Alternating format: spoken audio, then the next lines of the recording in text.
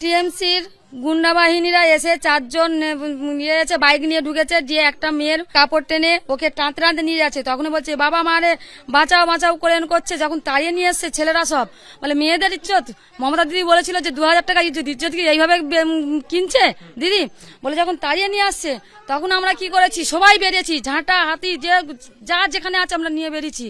যেই বেরিয়েছি মিনিট ঘুরতে দেয়নি, 2 মিনিটও হয়নি, তখন হচ্ছে পুলিশ বাহিনী ঢুকে চলতি গাড়ি থেকে নেবে, 2টো পুলিশ ছিল, বলে চালাও বলে বাজে শিক্ষুলা ভাষা দিয়ে আর সব লাঠি চার্জ করছে। এমন বলে এমন করে মারবো না তোরা। নমস্কার, বাংলার মন থেকে বলছি সন্ময় বন্দ্যোপাধ্যায়। কেমন হচ্ছে নবম দফার নির্বাচন? ভালো নয়, একদম ভালো নয়।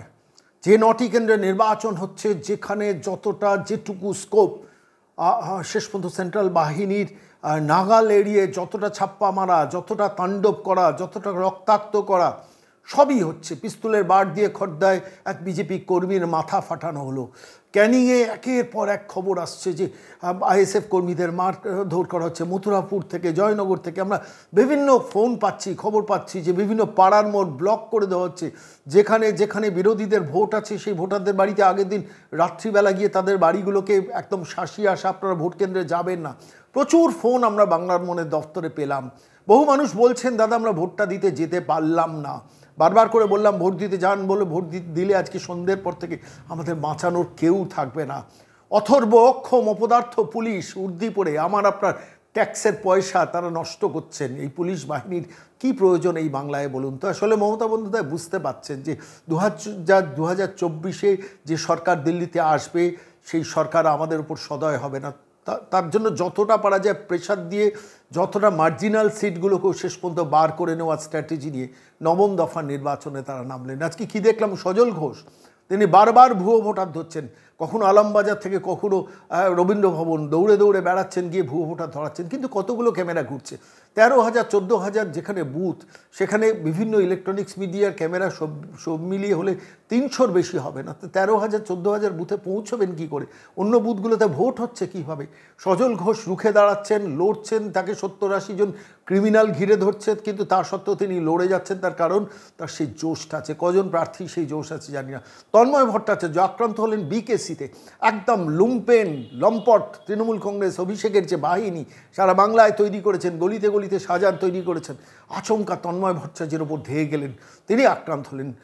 সায়রা হালিম তিনি দক্ষিণ কলকাতায় একদম রুখে দাঁড়াচ্ছেন, লড়ছেন, ভুয়ো ভোটার ধরছেন। কেন এই পরিস্থিতি হবে? সারা ভারতবর্ষে 57টা কেন্দ্রে নির্বাচন হচ্ছে, এই 9টা কেন্দ্র থেকে রিপোর্ট কেন? এই প্রশ্নটা বারবার আসছে। রোশেনারা মিশ্র, ডক্টর সূর্যকান্ত মিশ্রর মেয়ে, তাকে 3 জন তৃণমূলের একদম মদ্যপ বাহিনী এজেন্ট হয়ে বসে অশ্রাব্য গালিগালাজ করছেন। কেন এই পরিস্থিতি হবে? আমাকে দক্ষিণ কলকাতা থেকে, যাদবপুর থেকে একজন ভদ্রমহিলা ফোন করে বলছেন, শোনবাবু ভোট কেন্দ্রে যাচ্ছি, আমরা তো কমিটেড ভোটার নই, আমরা সাইলেন্টলি ভোট কেন্দ্রে যাচ্ছি। অশ্রাব্য ভাষায় তৃণমূলের মহিলা বাহিনী গালিগালাজ করছে। এ কি কোনো শেষ নেই? উত্তর দিতে পারিনি তাকে। সৃজন ভট্টাচার্য ছুটে যাচ্ছেন, তার সমস্ত বাইরের যত বুথ আছে সেগুলোকে, বুথগুলোকে ভেঙে দেওয়া হচ্ছে। আমরা শুনলাম ঘোলাতে, সেখানে সিপিএমের এজেন্টকে মেরে তুলে দেওয়া হলো। কত জায়গায় বিজেপির এজেন্টকে মেরে তুলে দেওয়া হলো। দেখলাম টিভির ক্যামেরায়, আপনারাও সেটা দেখেছেন, যে রেখা পাত্র দৌড়ে যাচ্ছেন, পুলিশকে চেস করছেন, বলছেন। এভাবে একটা ভোট হয় বলুন তো? কত কোটি টাকা ব্যয়ে একটা ভোট হচ্ছে, আর সেই ভোটে একজন অথর্ব অক্ষম পঙ্গু নির্বাচন কমিশনারকে এই রাজ্যে বসিয়ে রেখে দিয়েছে। কেন বসিয়ে রেখেছেন? সেন্ট্রাল বাহিনী আনার দরকার কি? যদি সেন্ট্রাল বাহিনী বসে থাকে, যদি সজল ঘোষকে, তন্ময় ভট্টাচার্যকে, সায়রা হালিমকে, রেখা পাত্রকে, তাপস রায়কে চারবার তাকে গো ব্যাক স্লোগান শুনতে হচ্ছে, কখনো বেলেঘাটা, কখনো পাইকপাড়া, কখনো বঙ্গবাসী কলেজের সামনে। এটা নির্বাচন হচ্ছে, একবারও লজ্জা লাগে না? মমতা বন্দ্যোপাধ্যায়, অভিষেক বন্দ্যোপাধ্যায়ের আমি খালি ভাবছিলাম যে তারা বুঝতে পারছেন যে নির্বাচন ক্রমশ হাতের বাইরে চলে যাচ্ছে, তাই জোর খাটিয়ে প্রেশার দিয়ে যেখানে যতটা ফলস ভোট দেওয়ানো যায় তার চেষ্টা করে, কসমোপলিটন ক্যারেক্টারে যেসব ভোট কেন্দ্রগুলো আছে সেইখানে ফলস ভোটার বেশি করে বাড়িয়ে, যেখানে হিন্দু মুসলিম পাশাপাশি বসবাস করে সেইখানে ফলস ভোটারের সংখ্যাটা বাড়িয়ে দেওয়া হচ্ছে। নির্দিষ্টভাবে বিজেপির ভোটার তাদের ভোট কেন্দ্রে যেতে দেওয়া হচ্ছে না, সিপিএমের ভোটার তাদের শাসানো হচ্ছে। এটা নির্বাচন হচ্ছে। আমি বলছি একটা নির্বাচন আসছে, একটা নির্বাচন চলেও যাবে। হয়তো এই নির্বাচনের পর লোকসভায় কেন্দ্রীয় সরকার গঠন করবে, কিন্তু যে ইমপ্রেশন সারা ভারতবর্ষের কাছে যাচ্ছে, এটা কি খুব সুখপ্রদ? আমি এই কথাটুকু আজকে বললাম। আজকে প্রতিবেদন দীর্ঘায়িত করবো না, কারণ কিছুক্ষণ বাদে এক্সিট পোল আসবে, সেখানে আমরা অনেক কিছুই দেখবো, শুনবো, জানবো, সব কিছুই হবে। কিন্তু যে প্রশ্নটা মৌলিক প্রশ্নটা থেকে গেল, কি ইমপ্রেশন, কি ইমেজ বাংলার তৈরি হচ্ছে। 57টা কেন্দ্রের মধ্যে 48টা কেন্দ্রে ঠিকঠাক ভোট হচ্ছে, আর বাকি 9টা কেন্দ্র এই পশ্চিমবঙ্গকে একটু শান্তিপূর্ণ ভোট করানো যেত না? হারতেন না হয় মমতা বন্দ্যোপাধ্যায় কতগুলো সিট, অসুবিধাটা কোথায় হতো জানি না। এই প্রশ্নের কোনো উত্তর খুঁজছি। সবথেকে খারাপ লাগছে এই বাংলার তথাকথিত ইন্টেলেকচুয়াল লোকজন এখনও ঘুমিয়ে রয়েছেন, একটি কথাও বলছে না। তারা একবারও রুখে দাঁড়িয়ে বলছেন না শান্তিপূর্ণ ভোট করুন মমতা বন্দ্যোপাধ্যায়। শাসকের ইচ্ছেতে শান্তিপূর্ণ ভোট হতে পারে, কিন্তু শাসক তো ইচ্ছে করবে না। শাসক ক্ষমতায় থেকে 400 বছরের কাজ করে দিয়েও তিনি নিশ্চিন্ত নন যে ভোটার ভোট দিতে যাচ্ছেন তিনি আমাকে ভোটটা শেষ পর্যন্ত দেবেন কিনা। ঠিক এই আবহে নবম দফার নির্বাচন প্রায় শেষ লগ্নে এসে পৌঁছেছে, আর সেই সময় দাঁড়িয়ে প্রতিবেদন পেশ করলাম, আদৌ ভালো নির্বাচন হচ্ছে না। বিশ্বাস করুন, এই 9টি কেন্দ্রই তো তৃণমূল কংগ্রেসের অ্যাবসলিউট জেতা কেন্দ্র। আমি গতকাল এটা নিয়ে প্রতিবেদন করেছি, আমি আপনাদের দেখিয়েছি। দমদমে 50-52 হাজার ভোটের লিড ছিল তৃণমূলের গত বছরের, 1,27,000 ভোটে লিড ছিল উত্তর কলকাতায় তৃণমূল কংগ্রেসের। বাকি কেন্দ্রগুলো 1.5 লাখে ভোট লিড ছিল দক্ষিণ কলকাতায়। বাকি কেন্দ্রগুলো তো 2 লাখ 3 লাখ ভোটে জেতা তৃণমূল কংগ্রেসের লিড। একমাত্র বারাসাত কেন্দ্র, সেখানে 1 লাখের লিড ছিল তৃণমূলের।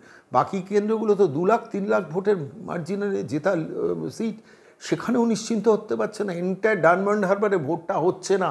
বারবার যতগুলো, আমি অন্তত 30টার ওপর ফোন পেয়েছি, ডায়মন্ড হারবার কেন্দ্রে ভোটটা হচ্ছে না। একদম নির্দিষ্টভাবে বাছাই করে যারা আমাদের ভোট দেবেন না তাদের বাড়িতে আগের দিন রাত্রে বলে আসা হয়েছে, এবং পরের দিন মোড়ের মাথায় দাঁড়িয়ে তাদের সেইখান থেকে ফেরত পাঠিয়ে দেওয়া হচ্ছে। এভাবে একটা ভোট হয় বলুন তো? বাংলার মানুষ ভাবুন, নিজের ভালো নিজে না বুঝলে কিচ্ছু করার নেই।